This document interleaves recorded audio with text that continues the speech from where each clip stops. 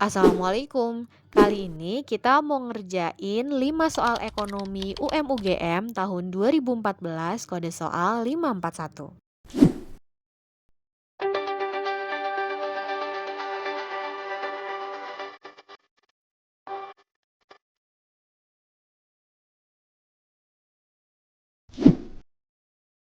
Kita lanjut soal UM-UGM 2014 kode soalnya 541. Diketahui barang X adalah barang normal jika selera masyarakatnya naik, berarti kan seleranya naik gitu ya. Karena dipandang bahwa mengkonsumsi barang X mampu meningkatkan gengsi seseorang. Masih ingat? Ketika selera naik, selera adalah salah satu faktor yang menyebabkan permintaan. Selera naik berarti permintaan naik gitu ya. Nah, kalau permintaannya naik gara-gara selera, kalau permintaannya naik dikarenakan hal selain harga barang itu sendiri, ini menyebabkan si kurva permintaannya pasti bergeser. Nah, bergesernya gimana? Kalau permintaannya naik gitu ya, permintaannya naik, ini bergesernya ke kanan gitu. Jadi kalau mau digambarin, ini kurva permintaan ya. Price, quantity, D, demand, D. Ketika permintaannya naik, dia bergesernya ke kanan atas. Ini D0, ini D0, ini D1, ini D1. Nah, dari D0 ke D1 itu adalah permintaannya naik. Gara-gara apa?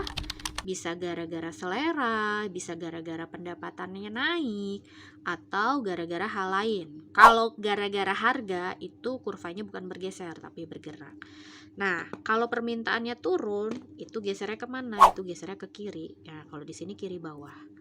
Jadi misalnya ini kasih keterangan ini D2, ini D2, ini bergesernya ke sini. Nah, dari D0 ke D2 itu adalah permintaannya bergeser ke kiri karena permintaannya tuh turun. Jadi kita lihat jawabannya, jumlah barang X yang diminta mengalami penurunan, salah. Karena seleranya naik, permintaan naik. Kurva permintaan bergeser ke sebelah kiri, salah. Harusnya kalau permintaan naik, gesernya ke kanan. Kurva permintaan bergeser ke sebelah kanan atas, betul. Jumlah barang yang diminta tidak berubah, enggak. Kurva permintaan tidak akan bergeser, salah. Jadi yang ini jawabannya C. Soal selanjutnya masih UM-UGM 2014, kode soalnya 541. Diketahui biaya total TC ya. Segini, Q pangkat 3 min 10 Q kuadrat plus 300 Q. Biaya rata-ratanya AC akan mencapai minimum. Jadi katanya AC minimum ya, jika perusahaan berproduksi pada kuantitas yang berapa. Nah, berarti pembahasan kita liatin dulu kurvanya. Masih ingat? Kurva ini adalah kayak tanda checklist gini ya. Ini adalah kurva marginal cost. Kemudian yang seperti ini adalah kurva average cost. Nah, titik perpotongan antara MC dan MC kan di sini ya. Nah, ini adalah ini adalah AC minimum. Oleh karena itu berarti AC minimum itu terjadi ketika AC potongan sama MC atau AC sama dengan MC. Kalau sudah seperti ini kita bisa lihat nih. Tadi diketahui TC itu adalah Q pangkat 3 min 10 Q kuadrat. Di sini ya, dari soalnya ya. Plus 300 Q. Sedangkan, 300 Q doang, nggak ada pangkatnya. Sedangkan yang kita cari adalah MC. Gitu. Nah, berarti cari MC. MC itu adalah turunan fungsi pertama dari TC. Oleh karena itu ya sudah, tinggal kita turunin nih fungsi MC-nya. Fungsi TC-nya jadi MC. 3, depannya kan 1 ya. 3 dikali 1, 3. Q-nya pangkat 3 dikurangi 1 jadi pangkat 2. Min 2 kali 10 adalah 20. Q-nya pangkat 2 dikurangi 1 jadi pangkat 1. Plus, ini kan pangkat 1 ya. 1 dikali 300, 300. Q-nya pangkat 1 dikurangi 1 jadi pangkat 0. Segala sesuatu yang dipangkatkan 0 adalah 1. Ya udah, berarti MC-nya adalah 3Q kuadrat min 20Q plus 300. Tadi kita udah nyari MC, oleh karena itu berarti AC minimum itu kan terjadi ketika AC sama dengan MC. Kita masukin. Rumus AC itu dia adalah TC dibagi Q. Berarti ini kan tinggal MC. Ya udah, masukin aja TC-nya. Ada di soal yang ini ya. Q pangkat 3 min 10Q kuadrat plus 300Q. MC-nya tadi sudah kita cari. 3Q kuadrat min 20Q plus 300. Nah, kalau sama dengan berarti ini kan AC TC per Q ya. Kalau sama dengan ini per 1, tinggal dikali silang. Kali silang aja. 3Q kuadrat kali 1, 3Q kuadrat min 10Q pangkat 2. Ini Q pangkat 3 dikali 1, Q pangkat 3. Min 10Q kuadrat kali 1, min 10Q kuadrat. Plus 300Q dikali 1. 300Q sama dengan 3Q kuadrat kali Q. 3Q pangkat 3. Min 20Q kali Q. 20Q kuadrat. Plus 300 dikali Q. 300Q. Tinggal disatu-satuin. Satuin yang variabelnya sama, berarti min 10Q pangkat 2, mana yang pangkat 2 ini pindah ruas jadi positif, plus 20Q kuadrat sama dengan 3Q pangkat 3, pangkat 3, Q pangkat 3-nya jadi minus Q pangkat 3 plus 300Q min 300Q.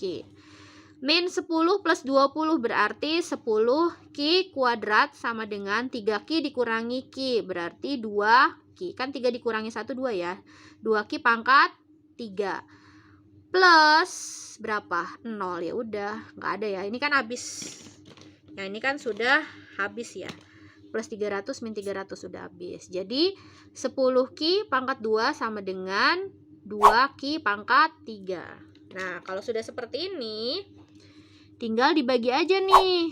Dibagi berapa? Dibagi Q pangkat 2. Kalau dibagi Q pangkat 2 jadi berapa? 10Q pangkat 2 dibagi Q pangkat 2 sama dengan 10. 2Q pangkat 3 dibagi Q pangkat 2 sama dengan 2Q. Ya udah dapat nih. Berarti 10 dibagi 2 sama dengan Q. Dapat nggak? 5 sama dengan Q. Berarti Q-nya dapat itu 5. Ada nggak nih di sini? Nah, ada ya. Yang ini jawabannya adalah yang C. Pada sebuah negara, jumlah uang yang beredar adalah sebanyak 100 juta. Berarti ini M-nya ya, diketahui. Diketahui jumlah uang yang beredar tuh M. M sama dengan 100 juta. Kemudian kecepatan peredaran uangnya 8 kali. Itu adalah velocity-nya V. V-nya adalah 8. Dan jumlah barang yang diperdagangkan itu adalah T. Trade atau jumlah barang yang diperdagangkannya adalah 200 unit. Nah, berdasarkan data tersebut, tingkat harga yang ditanyakan adalah harga atau P. Masih ingat rumus kuantitas uang? M V sama dengan P dikali T. Sekarang yang ditanyain adalah P, berarti T-nya pindah ruas. M dikali V dibagi dengan T. Ya udah, tinggal dimasukin aja. Berapa tuh? 100 juta. 100 juta. Dikali berapa? Dikali 8 dibagi 200 sama dengan P. Jadi berapa ini? Nah, ininya 1, ininya 4. Berarti 400 dibagi 100 adalah 4. 4 apa? 4 juta sama dengan P. Gitu. Ada nggak nih hasilnya? Ada, yaitu yang D. Nah, ini jawabannya adalah yang D.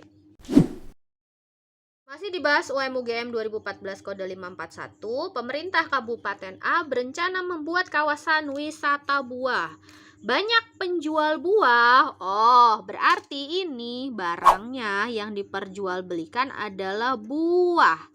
Ini berarti barangnya cuma satu doang ya. Ini berarti barangnya adalah homogen. Homogen itu semua penjual pasti jual buah karena judulnya wisata buah. Untuk membuka toko di kawasan tersebut, pemerintah tidak campur tangan dalam aktivitas jual beli di sana. Ditinjau dari teori struktur pasar kawasan wisata tersebut, jelas banget ini ciri-cirinya dari awal barangnya adalah homogen. Homogen itu ciri-ciri pasar persaingan sempurna. Jadi yang ini adalah jawabannya yang E. Emang apa aja sih ciri-ciri pasar persaingan sempurna, atau bahasa lainnya adalah perfect market competition? Yang pertama, yang paling gampang diingat adalah dia barangnya homogen. Homogen itu barangnya sejenis.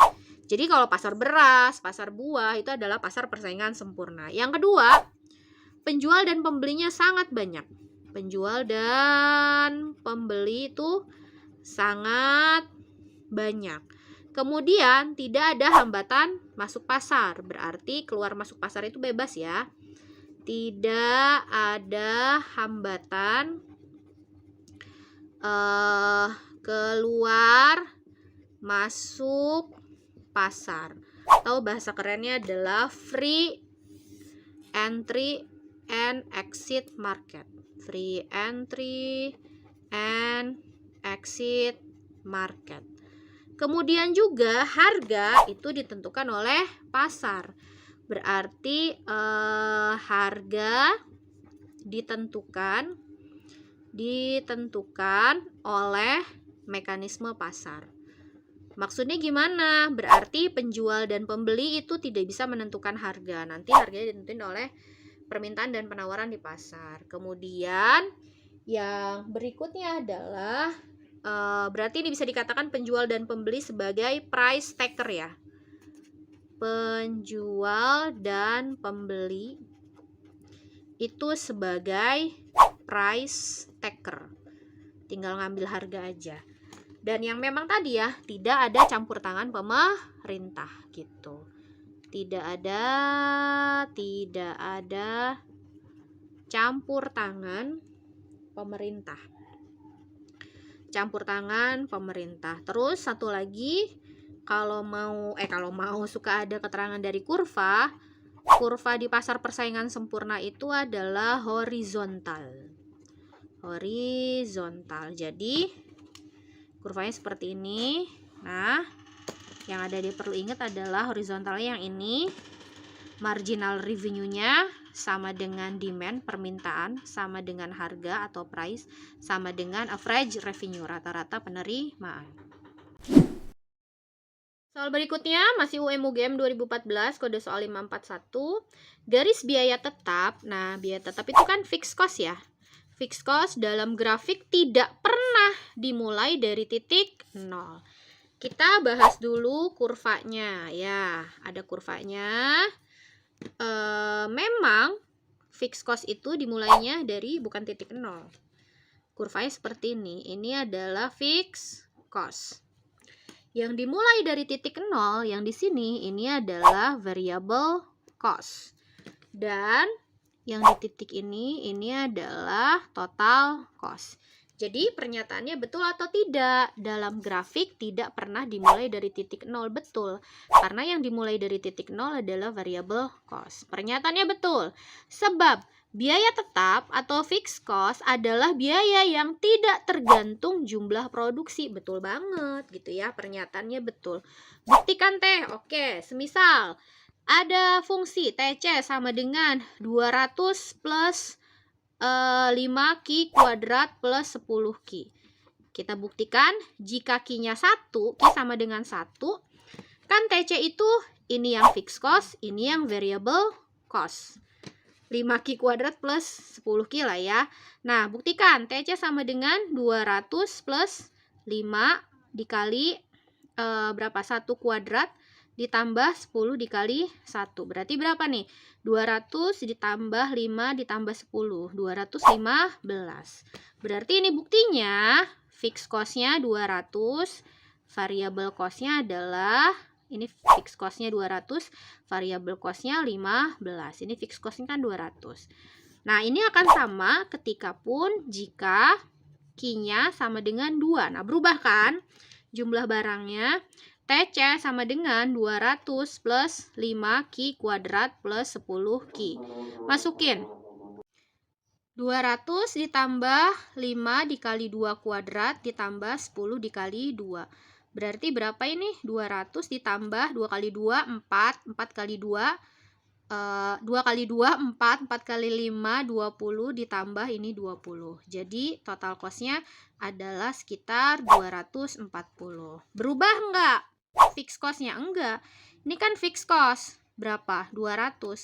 Nah, ini variable cost. Variable cost-nya 40. Dari 15 ke 40. Ini terbukti bahwa fixed cost itu tetap nilainya walaupun Q-nya berubah. Berarti pernyataannya benar, sebabnya benar, dan dia berhubungan. Karena ngomongin fixed cost lagi kan di bawahnya. Kalau berhubungan, pernyataannya benar, sebabnya benar, berhubungan, jawabannya A. Soal ini jawabannya A. Terima kasih sudah menyaksikan video ini. Nanti kita latihan soal lagi ya. Wassalamualaikum warahmatullahi wabarakatuh.